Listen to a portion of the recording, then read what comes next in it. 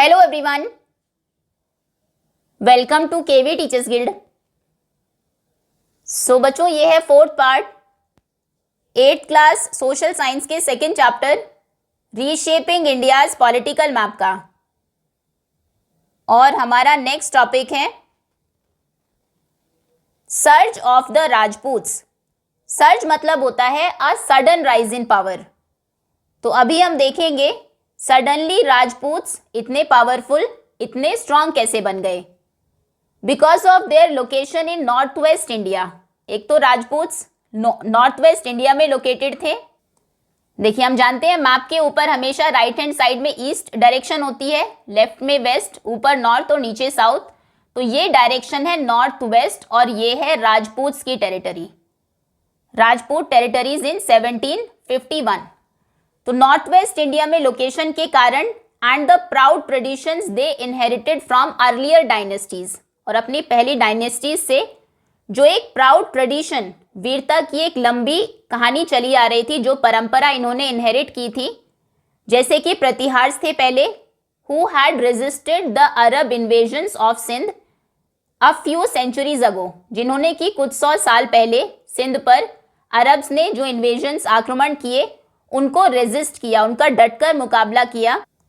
तो अपनी एक तो ये लोकेशन के कारण और जो परंपरा चली आ रही थी उसके कारण the Rajputs were often battling the invading forces from beyond the subcontinent. Indian subcontinent पर इस तरफ से जितने भी आक्रमण होते थे, जितने भी इन्वेडिंग फोर्सेस थी, उनके साथ अक्सर वो बैटल करते रहते थे, लड़ते रहते थे।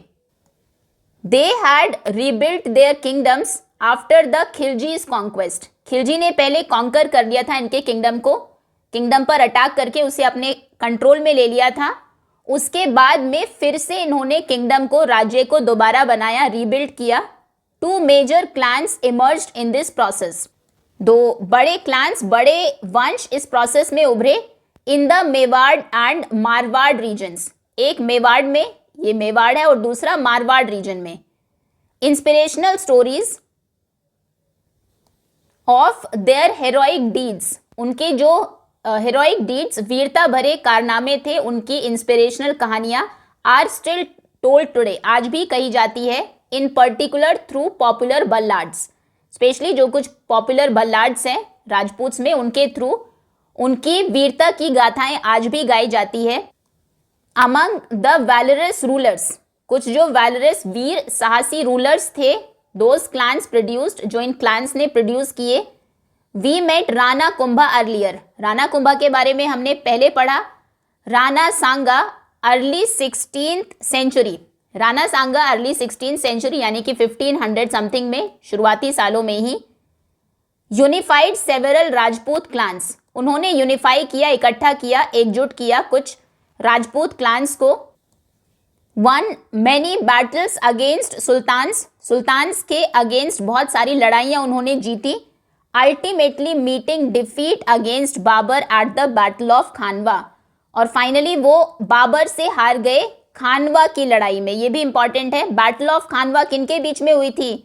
बाबर और राणा सांगा के बीच में, और ये अर्ली 15th सेंचुरी में हुई थी। आपको डेट नहीं गिवन है, लेकिन ये 1527 में हुई थी battle of Khanwa. Although he inherited a wounded kingdom from his predecessors, किनकी बात हो रही है? Mewar's ruler Maharana Pratap refuse to accept Mughal suzerainty and became the face of Rajput resistance. हालांकि मेवाड़ के जो रूलर थे महाराणा प्रताप, उनको एक वोंडेड किंगडम, वोंड मतलब होता है घायल, वोंडेड किंगडम मतलब बहुत वीक और डैमेज्ड किंगडम उनको मिला था। बहुत सारे वॉर्स हो चुके थे पहले, जो साम्राज्य उनको मिला था अपने प्रेडिसेसर से, उनके पहले जो राजा रहे उनसे, वो एकदम वीक किंगडम था। लेकिन फिर भी उन्होंने मना कर दिया मुगल्स की जो सुजरेंटी थी। सुजरेंटी मतलब मुगल्स कहते थे कि आप हमारे अंडर काम करो, उनके कंट्रोल को मानने से फिर भी उन्होंने मना कर दिया। And became the face of Rajput resistance, और राजपूत के जो रेजिस्ट कर रहे थे मुगल्स का, वो उसका एक तरह से फेस बने, उसका एक सिंबल बन गए, एक प्रतीक बन गए। क्योंकि मुगल एम्पायर तब तक बहुत स्ट्रांग हो चुका था, बहुत फैल चुका था, तो ज़्यादातर हालांकि राजपूत्स उनके ऑपोजिशन में थे, लेकिन वो उनके कंट्रोल को, उनकी अथॉरिटी को मान लेते थे। हालांकि महाराणा प्रताप को एक बहुत वीक किंगडम मिला, राज्य उनका बहुत कमज़ोर था जब वो राजा बने, लेकिन फिर भी उन्होंने उनके कंट्रोल को मानने से मना कर दिया। तो बाकी राजपूत्स को भी लगा और वो उस रेजिस्टेंस का एक तरह से सिंबल बन गए कि अगर वो कर सकते हैं तो हम क्यों नहीं। A confrontation took place at the Haldi Ghati pass in the Aravalli इन 1576। और फिर एक कन्फ्रंटेशन मतलब आमने सामने की लड़ाई हुई, बैटल हुई। कहाँ पर? अरावली में हल्दी घाटी पास में 1576, ईयर था 1576, अरावली का हल्दी घाटी पास, ये जगह का नाम है। हल्दी घाटी की लड़ाई किनके बीच में हुई थी? अगर इस टाइम पर मुगल्स में रूलर आपको याद हो, 1576 में रूल कर रहे थे अकबर। अकबर ने 1556 से लेकर 1605 तक रूल किया है, ये 50 साल। सो अकबर और महाराणा प्रताप के बीच में आमने सामने की लड़ाई हुई थी हल्दी घाटी में, जो अरावली हिल्स में है, हल्दी घाटी पास, और 1576 में ये हुई थी। फिगर 2.23 में आपको गिवन है। एक आर्टिस्टिक इंप्रेशन है, आर्टिस्ट ने बनाया है, of the battle of Haldi Ghati from Udaipur palace. ये देखिए हल्दी घाटी की लड़ाई का एक ये सीन आपको गिवन है। And although the Mughal army had the upper hand, हालांकि मुगल आर्मी अपर हैंड पर थी, मतलब ज्यादा बेटर पोजीशन में थी, ज्यादा स्ट्रॉन्गर थी, बड़ी आर्मी थी। महाराणा प्रताप एस्केप्ड, महाराणा प्रताप फिर भी वहां से निकल गए। And pursued for years guerrilla warfare against the Mughals from the Aravalli hills. Guerrilla warfare के बारे में अभी भी हम पढ़ेंगे और डिटेल में।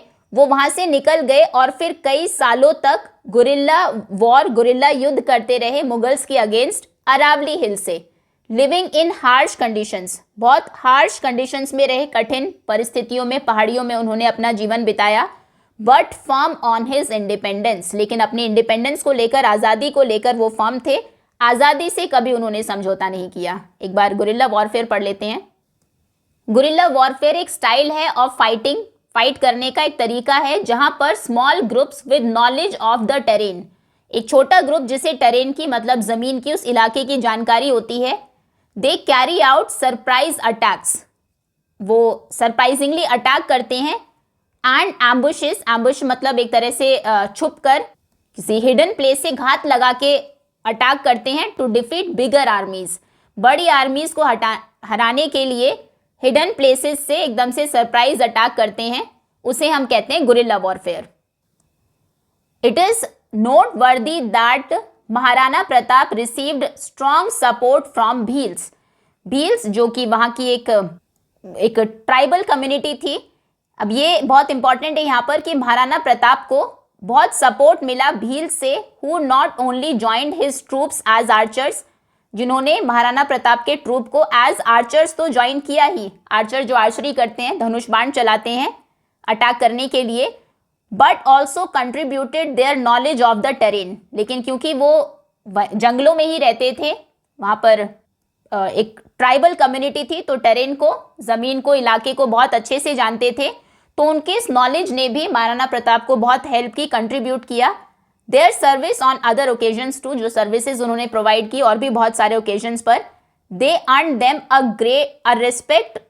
Respected place in Mewar's military tradition. तो मेवाड़ का जो मिलिट्री ट्रेडिशन है उसमें वो उनको बहुत रेस्पेक्ट किया जाता था, as the Mewar emblem shows, जैसा कि यहाँ पर मेवाड़ एम्बलम में दिखाया गया है। ये मेवाड़ एम्बलम है with a Bhil warrior on the left, left में आप देखेंगे ये भील वॉरियर है और इसके हाथ में आप एक धनुष भी देखेंगे। Okay, while some Rajput states eventually allied with the Mughals, हालांकि कुछ राजपूत स्टेट्स ने फाइनली वो अलाई बन गए मुगल्स के, उनके साथ उन्होंने समझौता कर लिया थ्रू डिप्लोमेसी, बातचीत से, या फिर मैरिज अलायंसेस से, शादी करके अपनी बेटियों की शादी मुगल्स की जो फैमिली थी उनके शाही परिवार उसमें करके। Some specially Mewar did not accept Mughal dominance, लेकिन कुछ ऐसे भी राजपूत स्टेट्स थे, स्पेशली मेवाड़, जिन्होंने कभी भी मुगल के डोमिनेंस को एक्सेप्ट नहीं किया कि मुगल्स डोमिनेट करेंगे, वो कंट्रोल करेंगे हमारी टेरिटरी को, ये उन्होंने कभी नहीं माना। ड्यूरिंग औरंगजेब्स रेन, औरंगजेब के शासन काल में सेवरल राजपूत नॉबल्स रिबेल्ड, कुछ जो राजपूत नॉबल्स थे उन्होंने रिबेल किया, विद्रोह किया, इंक्लूडिंग दुर्गा दास राठौड़ ऑफ मेवाड़। कुछ एक नाम ही मेंशन किए गए हैं तो उनको आप याद रखेंगे। राजपूत नॉबल्स जिन्होंने औरंगजेब के टाइम पर जो रेबेलियस हो गए थे, ये जब हमने औरंगजेब के बारे में पढ़ा था तब भी देखा था।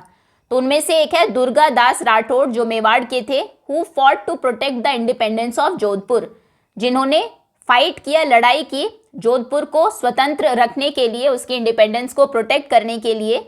मुगल अथॉरिटी दस रिमेन लिमिटेड इन राजस्थान, तो राजस्थान में मुगल्स की जो अथॉरिटी थी वो लिमिटेड ही रही, कम ही रही। पूरे तरीके से कभी भी मुगल्स राजस्थान को कंट्रोल नहीं कर पाए।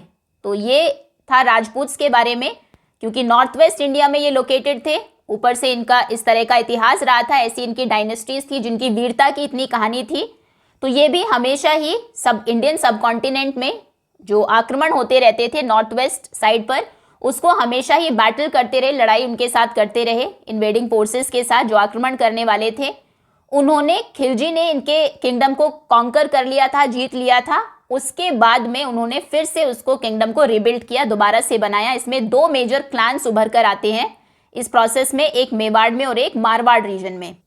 उनकी वीरता की कहानियां आज भी सुनाई जाती है, बहुत सारे जो पॉपुलर बल्लाड्स हैं उनमें। लेकिन उसमें जो कुछ वीर रूलर्स हुए हैं जो इन क्लान्स ने प्रोड्यूस किए, राणा कुंभा जिनके बारे में हमने पहले पढ़ा, और एक थे राणा सांगा जो अर्ली 16th सेंचुरी में एक्टिव थे। इन्होंने राजपूत्स के जो कुछ क्लान्स थे उनको एक किया, यूनिफाई किया। बहुत सारी लड़ाइयां वो जीते भी सुल्तान्स के अगेंस्ट, लेकिन अल्टीमेटली हार जाते हैं बाबर से बैटल ऑफ खानवा में। हालांकि उसके बाद आते हैं महाराणा प्रताप। हालांकि इनको जो किंगडम मिला वो बहुत वीक था जब ये राजा बने, जब इनको गद्दी मिली, लेकिन फिर भी उन्होंने मुगल के कंट्रोल को मानने से मना कर दिया और एक तरह से राजपूत जो रेजिस्ट कर रहे थे मुगल्स को, उसका ये फेस बन गए। एक फिर आमने सामने की लड़ाई होती है अकबर और महाराणा प्रताप के बीच में हल्दी घाटी, अरावली में हल्दी घाटी पास पर 1576 में। हालांकि मुगल्स की आर्मी बहुत स्ट्रॉन्गर थी, अपर हैंड था उनका, लेकिन महाराणा प्रताप किसी तरह से वहां से बच निकलते हैं और फिर कई सालों तक वो गुरिल्ला वॉरफेयर करते हैं मुगल्स के अगेंस्ट। गुरिल्ला वॉरफेयर के बारे में भी आपको पता होना चाहिए। ये लड़ने का एक स्टाइल है जहां पर एक छोटा सा ग्रुप जिसको उस जगह की नॉलेज होती है वो सरप्राइजिंगली अटैक करता रहता है, एम्बुश, छुपके आक्रमण करते रहते हैं एक बड़ी आर्मी को हराने के लिए। बहुत बड़ी आर्मी है क्योंकि छोटे सा एक क्लान है, स्मॉल ग्रुप है, तो आप आमने सामने से नहीं हरा सकते, इसलिए हिडन प्लेसेस से अटैक करते हैं, सरप्राइज अटैक्स करते हैं, उसे कहते हैं गुरिल्ला वॉरफेयर, गुरिल्ला युद्ध। तो बहुत हार्श कंडीशंस में ये रहे अरावली हिल्स में, लेकिन कभी भी उन्होंने अपनी आज़ादी के साथ समझौता नहीं किया। और ये बहुत इंपॉर्टेंट है यहाँ पर कि इनका सपोर्ट किया भील्स जो एक कम्युनिटी थी, उन्होंने इनके ट्रूप को एज आर्चर तो ज्वाइन किया ही, साथ ही साथ उनकी जो टेरेन की नॉलेज थी, जगह की उनको जानकारी थी, उससे भी बहुत हेल्प किया महाराणा प्रताप को। और इसी वजह से मेवाड़ के मिलिट्री ट्रेडिशन में इनका एक इम्पॉर्टेंट, एक रेस्पेक्टफुल प्लेस है, जैसा कि इनके एम्बलम में ये जो प्रतीक है उसमें दिखाया गया है, मेवाड़ का एम्बलम है, जहाँ पे भील वॉरियर को दिखाया गया है लेफ्ट साइड में। कुछ स्टेट्स ने तो मुगल्स के साथ समझौता कर लिया, कभी डिप्लोमेसी से, कभी मैरिज अलायंसेस से, लेकिन कुछ ने कभी भी मुगल के डोमिनेंस को नहीं माना। औरंगजेब के टाइम पर, और इसमें मेवाड़ स्पेशली, औरंगजेब का जो शासनकाल था तो कुछ राजपूत नॉबल्स रिबेलियस भी हो गए उसके अगेंस्ट, जैसे जिसमें इंपॉर्टेंट है दुर्गा दास राठौड़ मेवाड़ के, जिन्होंने बहुत लड़ाई की जोधपुर को इंडिपेंडेंट रखने के लिए। तो मुगल्स कभी भी राजस्थान पर पूरे तरीके से कंट्रोल नहीं कर पाए, उनकी अथॉरिटी राजस्थान में हमेशा लिमिटेड ही रही। अब हम पढ़ते हैं अहोम्स के बारे में। सो इन द 13th सेंचुरी, 1200 से स्टार्ट होती है, 1201 से 1300 तक। सो 13th सेंचुरी में, इस टाइम पीरियड में अहोम एक एथनिक ग्रुप था, एक जाति का एक ग्रुप समूह था जो माइग्रेट होकर आता है प्रेजेंट डे म्यांमार से ये आए ब्रह्मपुत्र वैली की तरफ और इन्होंने फॉर्म किया अहोम किंगडम। ये नॉर्थ ईस्ट में है, ये देखो ये है अहोम किंगडम। 1826 यानी कि यहाँ पर ये इन्होंने 19th सेंचुरी में दिखाया है, बहुत बाद की बात है। ये स्टार्ट ये हो गया था 13th सेंचुरी में ही। 13 सेंचुरी में एक एथनिक ग्रुप जो कि म्यांमार से माइग्रेट होकर आए थे, उन्होंने इसको स्टैब्लिश किया था। ड्यूरिंग बोथ सल्तनत and the Mughal periods, Delhi सल्तनत का टाइम हो या फिर उसके बाद जब मुगल पीरियड आया, दोनों ही समय में Ahom rulers offered stiff resistance to attempts at expansion into the north east. Delhi सल्तनत के रूलर्स या फिर मुगल रूलर्स जो नॉर्थ ईस्ट में एक्सपैंड करना चाहते थे अपने किंगडम को, उन दोनों के ही अगेंस्ट इन्होंने बहुत स्ट्रांगली फाइट बैक किया, एक स्टिफ तरीके से रेजिस्ट किया, उनको रोक कर रखा। There unique pike system called on every able-bodied man to provide service to the state through labor or military duty in exchange for land rights। अब अहोम जो किंगडम था वहां पर एक बहुत ही अलग पाइक सिस्टम था जो कहीं नहीं देखने को मिलता हमें। पाइक सिस्टम में क्या था, जितने भी एवरी एबल बॉडीड मैन यानी कि जितने भी हेल्दी मैन हैं उन सभी को अपनी सर्विस देनी होगी स्टेट को, किंगडम को, राज्य के लिए कुछ करना होगा उनको, या तो लेबर के थ्रू या फिर मिलिट्री ड्यूटी करनी होगी, मिलिट्री में, आर्मी में सर्व करना होगा in exchange for land rights. अगर आपको लैंड चाहिए, जमीन चाहिए, उसके बदले में कुछ आपको राज्य के लिए करना होगा। This allowed the rulers to create public infrastructure. अगर कोई एज लेबर काम करना चाहता है तो पब्लिक इंफ्रास्ट्रक्चर अच्छा बनेगा, and maintain a large standing force without a permanent army. और अगर कोई मिलिट्री में ड्यूटी करना चाहता है, क्योंकि सभी को करनी है, जितने भी आदमी है जो स्ट्रांग है, हेल्दी है, उन सभी को या तो काम करना होगा या फिर मिलिट्री में सर्व करना होगा। आपको सैलरी नहीं मिलेगी, उसके बदले में लैंड राइट्स मिलेंगे। तो इससे क्या हुआ, पब्लिक इंफ्रास्ट्रक्चर अच्छा हुआ, और दूसरा एक लार्ज स्टैंडिंग फोर्स थी उनके पास विदाउट परमानेंट आर्मी। कोई परमानेंट आर्मी नहीं थी, लेकिन जब भी जरूरत पड़ती थी एक तरह से फाइटिंग फोर्स होती थी उनके पास, फाइट करने के लिए सेना होती थी। ओवर टाइम, समय के साथ, the Ahoms assimilated the local culture. Local जो कल्चर था वहाँ का, अहोम्स ने उसको अडॉप्ट कर लिया। हालांकि आए वो म्यांमार से थे, लेकिन लोकल कल्चर में वो ढल गए। प्रमोट किया एग्रीकल्चर को, खेती को बढ़ावा दिया उस एरिया में। एनकरेज किया डाइवर्स फेथ्स, लोग जो अलग अलग रिलीजन्स को मानते थे उनको भी सपोर्ट किया उन्होंने। And contributed to the rich traditions of Assam. और आसाम का इतना जो रिच ट्रेडिशन है उसमें अहोम्स का एक बहुत बड़ा कॉन्ट्रीब्यूशन है, एक इंपॉर्टेंट रोल उन्होंने प्ले किया। Then in the 17th century में जब औरंगजेब रूल कर रहा था, 17th सेंचुरी मतलब 1601 से लेकर 1700 के बीच में, कभी औरंगजेब ने मुगल फोर्सेस को भेजा, briefly capturing the Ahom capital Garhgaon. Ahoms की कैपिटल थी घरगांव, उस पर थोड़े समय के लिए कि उसको कैप्चर कर ले, उसको अपने कब्जे में ले ले, इसके लिए औरंगजेब ने मुगल फोर्सेस को भेजा था। The Ahoms use their knowledge of the terrain. अब अहोम्स क्योंकि बहुत लंबे टाइम से वहां पर रह रहे थे, कई सेंचुरी से, 13th सेंचुरी में उन्होंने स्टैब्लिश कर लिया था किंगडम। हम बात कर रहे हैं 17th सेंचुरी की, 1415 यानी कि 400 साल से वो वहां पर रह रहे थे, रूल कर रहे थे। टेरेन को, वहां की जमीन को अच्छे से जानते थे, डिफरेंट प्लेसेस को, तो उस नॉलेज को उन्होंने यूज किया। डेंस फॉरेस्ट, हिल्स, रिवर्स, सभी चीजों के बारे में जो नॉलेज उनकी थी।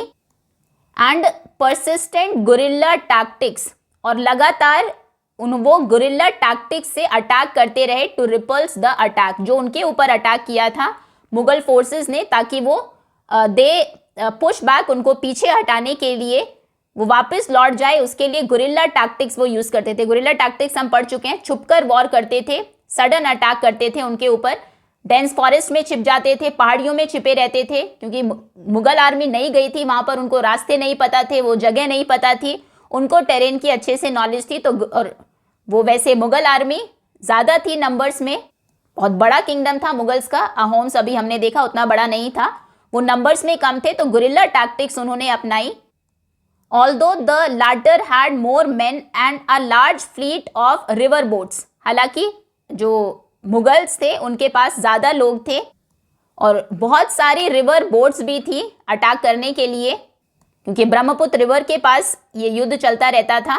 रिवर्स भी थी वहां पर, हिल्स थी, डेंस फॉरेस्ट थे।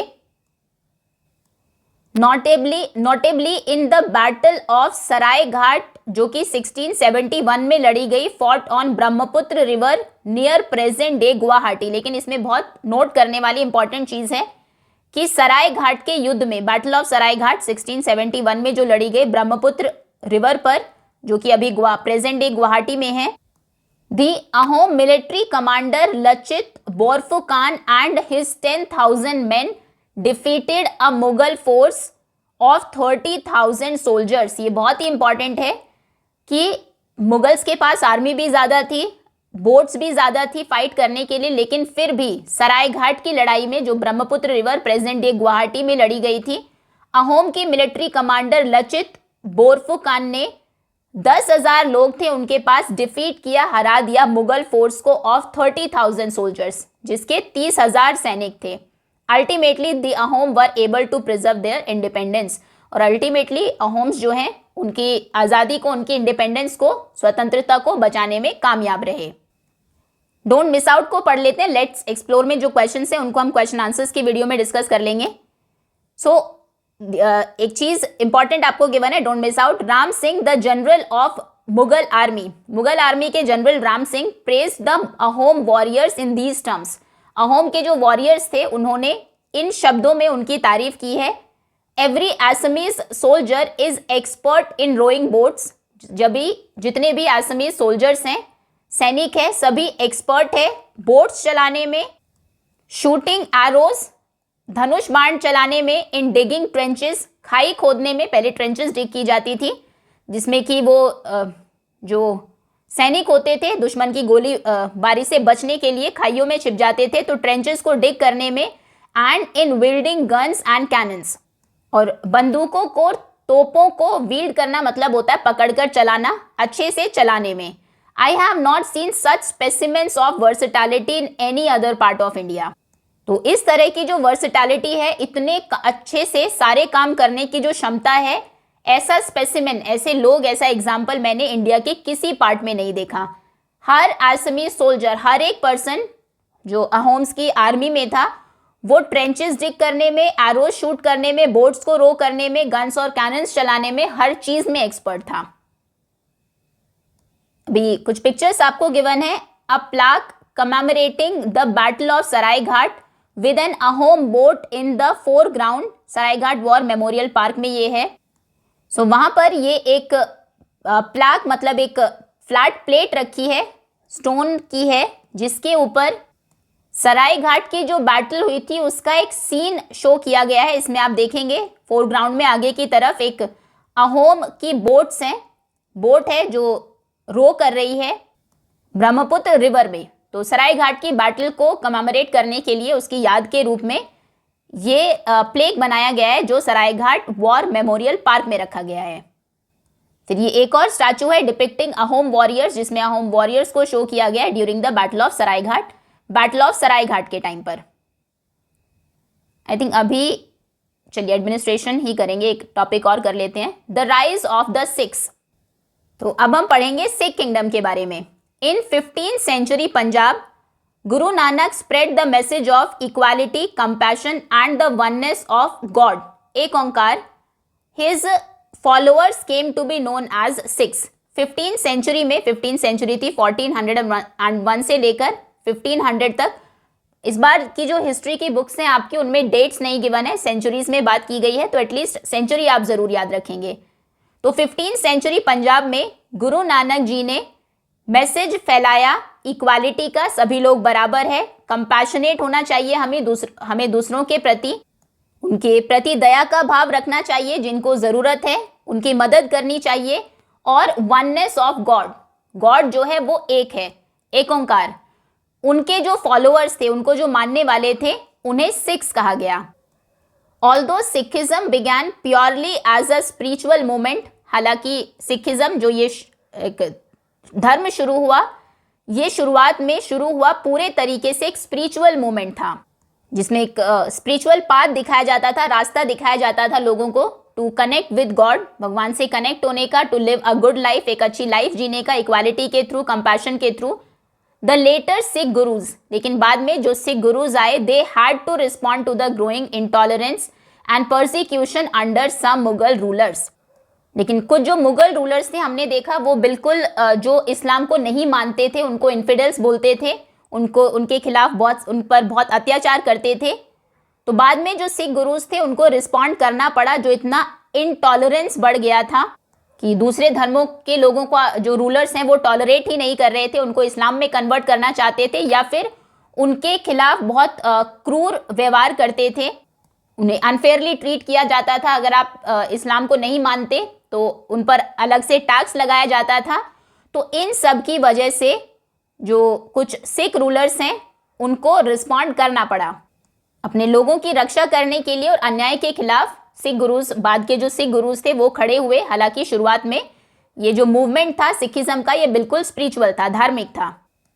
When Emperor Jahangir found out that Guru Arjan had supported his rebellious son, जब एम्परर जहांगीर को ये पता लगा, मुगल एम्पायर के जो एम्परर बादशाह थे जहांगीर, जब उन्हें ये पता लगा कि गुरु अर्जन सिंह ने सपोर्ट किया है उनके रेबेलियस सन को, गुरु अर्जन सिंह के बेटे रेबेलियस थे, मुगल साम्राज्य के खिलाफ थे, उन्होंने उन्हें सपोर्ट किया। He had Guru Arjan torture to death, उन्होंने गुरु अर्जन को टॉर्चर किया और उनको मार डाला।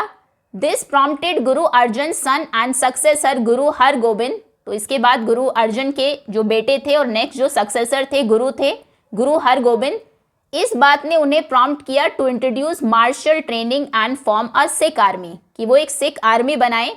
जो सिख्स हैं, जो सिखिज्म को मानते हैं, उनको मार्शल ट्रेनिंग दे, उनको फाइट करने की स्किल्स उन्हें सिखाए, वेपन्स चलाना सिखाए, वॉर की टेक्निक सिखाए, हथियार चलाना, ये सभी। और एक आर्मी उन्होंने फॉर्म की जिन्होंने which fought several battles against the Mughal forces, बाद में जिन्होंने मुगल फोर्सेस के अगेंस्ट बहुत सारी लड़ाइयां भी लड़ी। Don't miss out. In the context of this chapter, Punjab refers to the vast region now split across India and Pakistan. जब हम पंजाब की बात करते हैं हिस्ट्री में, तो पंजाब मतलब जो आज का पंजाब है, स्टेट ऑफ पंजाब, उसकी हम बात नहीं करते। ये एक बहुत वास्ट रीजन, बहुत बड़ा रीजन था, जो कि अभी इंडिया और पाकिस्तान में स्प्लिट हो गया है। आधा जो पंजाब है वो पाकिस्तान में चला गया है। द सिक्स सेक्रेड टेक्स्ट गुरु ग्रंथ साहिब, सिखों का जो पवित्र ग्रंथ है गुरु Granth Sahib, was first compiled bye Guru Arjan, उसे सबसे पहले कंपाइल किया था, मतलब जो इन्फॉर्मेशन, जो राइटिंग सॉन्ग्स उसमें है, उनको इकट्ठा करके एक साथ में एक बुक बनाई थी गुरु अर्जन ने। गुरु तेग बहादुर हाइम्स वर एडेड लेटर, उसमें गुरु तेग बहादुर की जो हाइम्स हैं, उनके जो भजन हैं, उसको बाद में ऐड किया गया। It stresses that there is one God for all, Guru Granth Sahib इस बात पर जोर देता है कि सभी के लिए देयर इज वन गॉड, एक गॉड है, who established the earth as a home for dharma, जिन्होंने अर्थ को बनाया है धर्म के लिए, and enjoin Sikhs to practise truthfulness, और वो सिखिज्म में इस बात पर जोर डालते हैं कि आपको प्रैक्टिस करना है ट्रूथफुलनेस, सच्चाई, हमेशा सच बोलना है। देन कंपैशन, काइंड रहना है, दूसरों की हेल्प करनी है। ह्यूमिलिटी, कभी भी बहुत प्राउड नहीं करना खुद पर, हमेशा पोलाइट रहना है।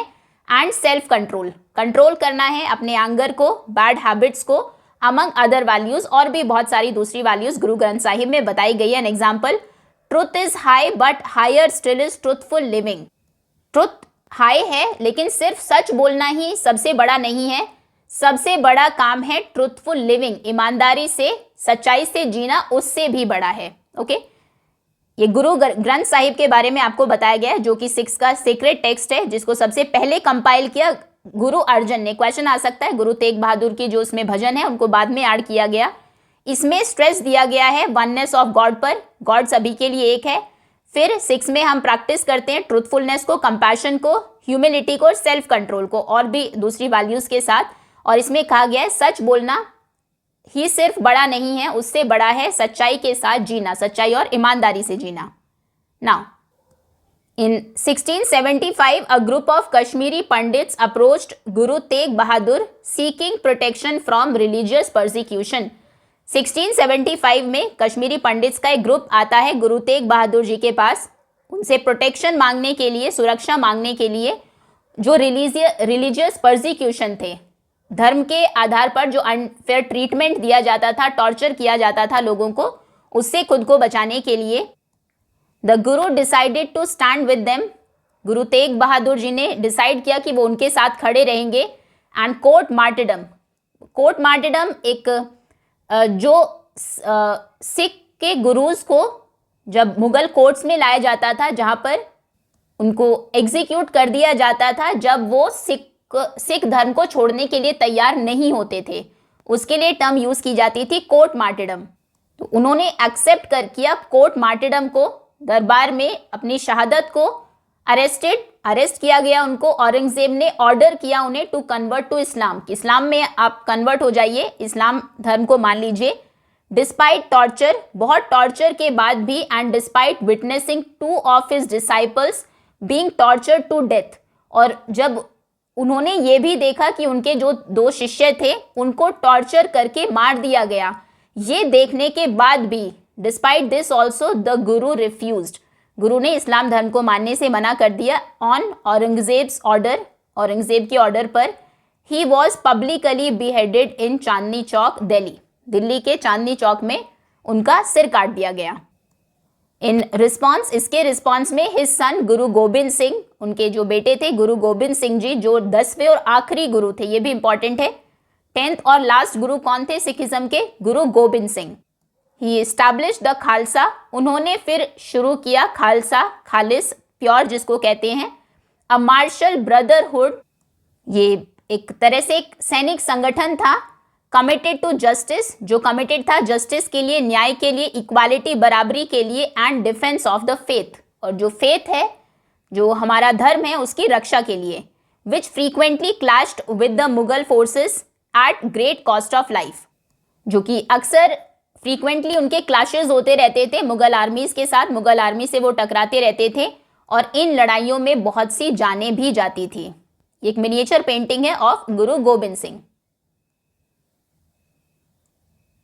पहले टॉपिक फिनिश कर लेते हैं, फिर बॉक्सेस को रीड कर लेंगे।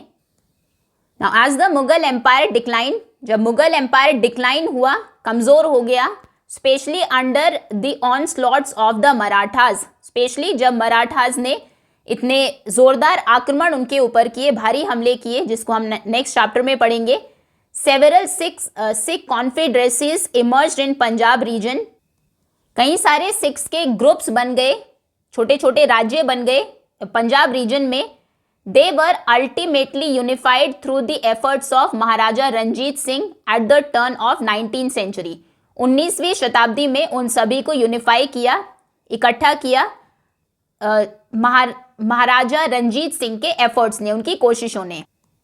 रंजीत सिंह मिलिट्री एक्यूमेन, रंजीत सिंह की जो एक मिलिट्री माइंड था उनका।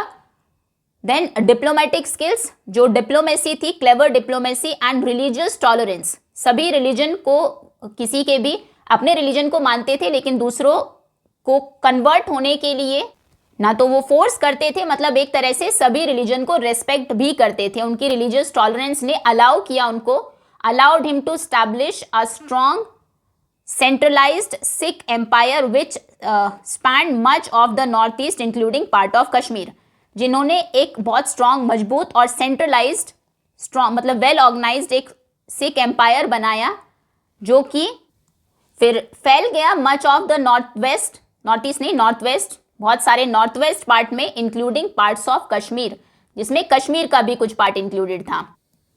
Till the mid 19th century this empire resisted both Mughal remnants and later British expansion. फिर मिड 19th सेंचुरी यानी कि 1850s के अराउंड ये जो सिख एम्पायर बना था, इसने दोनों को ही, बचा हुआ मुगल साम्राज्य था और बाद में ब्रिटिश जो एक्सपैंड कर रहे थे अपने साम्राज्य को, दोनों को ही रेजिस्ट किया, दोनों को ही एक अच्छी टक्कर दी, दोनों का ही सामना किया। अब ये एक पिक्चर आपको गिवन है, ये graphic sums up the chief dynasties involved in this chapter with a rough indication of their geographical location। ये अगर इंडिया का मैप आप मान ले तो यहाँ पर अगर ईस्ट में आप देखें, यहाँ पर ईस्टर्न गंगा किंगडम था, जिसको हमने पढ़ा दिल्ली सल्तनत के टाइम पर। नॉर्थ में दिल्ली सल्तनत थी, उसके बाद मुगल एम्पायर, यहाँ पर नॉर्थ वेस्ट में सिक्स थे, नॉर्थ ईस्ट में अहोम एक इंपॉर्टेंट किंगडम था। वेस्ट में हम देखें, वेस्ट और नॉर्थ वेस्ट दोनों में ही राजपूत थे। फिर नीचे ये साउथ और वेस्ट, साउथ वेस्ट में बहमानी सल्तनत थी, साउथ में होयसालाज विजयनगर एम्पायर था, और यहाँ पर गजपति किंगडम था, ये साउथ ईस्ट में। ओके, ये कुछ इंपॉर्टेंट किंगडम्स हैं, इन सभी के बारे में थोड़ा बहुत चैप्टर में हमने पढ़ लिया। अब इसमें एक डोंट मिस आउट रह गया था। Do you know what the Gurudwara Sisganj Sahib in Chandni Chowk, the famous shopping area in Delhi, signifies? Chandni Chowk जो कि दिल्ली का एक बहुत ही फेमस शॉपिंग एरिया है, क्या आप जानते हैं वहां का जो गुरुद्वारा सिसगंज साहिब है वो क्या सिग्निफाई करता है, उसका क्या सिग्निफिकेंस है? इन सिखिज्म में गुरुद्वारा हम जानते हैं प्लेस ऑफ वर्शिप होता है, जहां पर वो प्रार्थना करते हैं। This one mark the site where Guru Tegh Bahadur the 9th Sikh guru was beheaded by Aurangzeb in 1675। ये गुरुद्वारा वो जगह है जहां पर गुरु तेग बहादुर जी, जो कि 9वें गुरु थे सिखों के, उनका सिर काट दिया था औरंगजेब ने 1675 में। ये हिस्टोरिक गुरुद्वारा है, is uniquely honoured by the Sikh regiment which has saluted it before the president in the Republic Day parade each year since 1979। तो ये एक तरह से उस सिख रेजिमेंट इसको बहुत ऑनर करती है, बहुत सम्मान देती है, और रिपब्लिक डे परेड में प्रेसिडेंट को सैल्यूट करने से पहले इसको सैल्यूट करती है। सिंस कब से? 1979 से। It stands as a powerful symbol of faith and sacrifice in Indian history। Bharat के इतिहास में ये एक बहुत पावरफुल सिंबल है, फेथ, आस्था का, विश्वास का और बलिदान का, त्याग का। दैट्स ऑल स्टूडेंट्स, अभी के लिए इतना ही। रिमेनिंग जो टॉपिक्स हैं इसके वो हम कवर करेंगे नेक्स्ट वीडियो में। होपफुली जो 2-3 हमने डायनेस्टीज कवर की, इसमें एम्पायर्स को कवर किया, अहोम्स को, देन उससे पहले राजपूत्स को, और फिर सिक्स को, तीनों आपको अच्छे से समझ में आ गए होंगे। Thank you so much for watching.